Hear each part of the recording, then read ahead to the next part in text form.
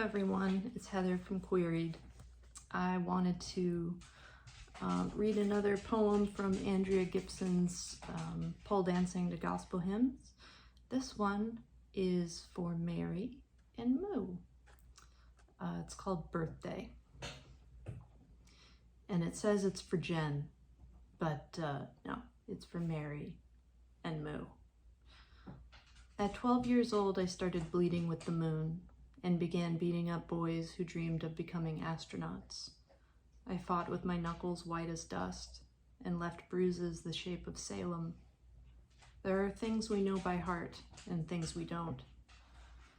At 13, my friend Jen tried to teach me how to blow rings of smoke. I'd watched the nicotine rising from her lips like fading halos, but I could never make dying beautiful. The sky didn't fill with colors the night I convinced myself veins are kite strings you can only cut free. I suppose I love this life, in spite of my clenched fist.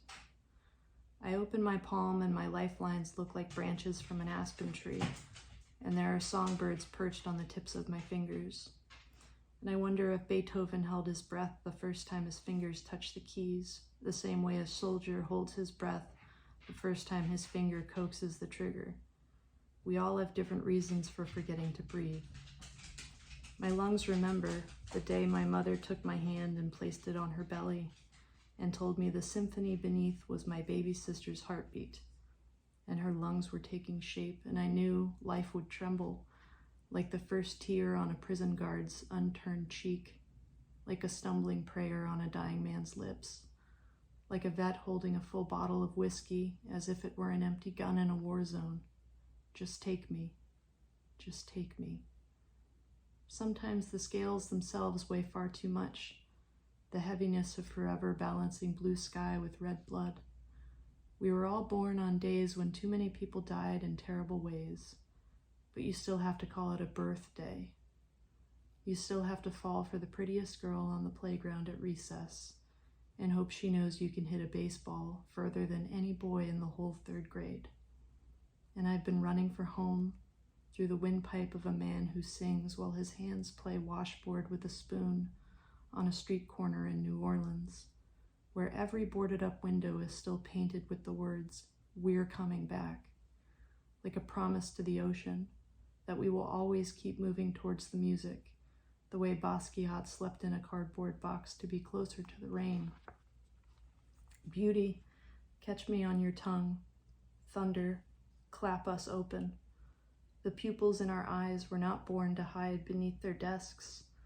Tonight, lay us down to rest in the Arizona desert, then wake us to wash the feet of pregnant women who climbed across the border with their bellies aimed towards the sun. I know 1,000 things louder than a soldier's gun.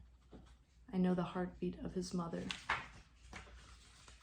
There is a boy writing poems in Central Park, and as he writes, he moves, and his bones become the bars of Mandela's jail cell stretching apart.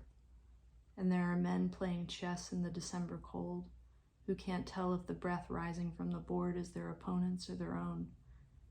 And there's a woman on the stairwell of the subway swearing she can hear Niagara Falls from her rooftop in Brooklyn.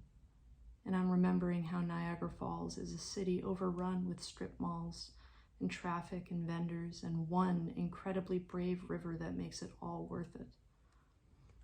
I know this world is far from perfect. I am not the type to mistake a streetlight for the moon.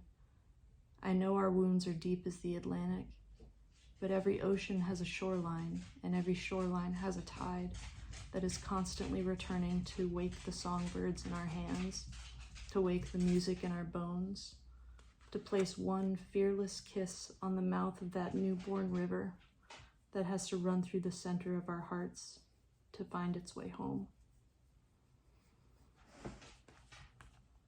I hope you enjoyed that.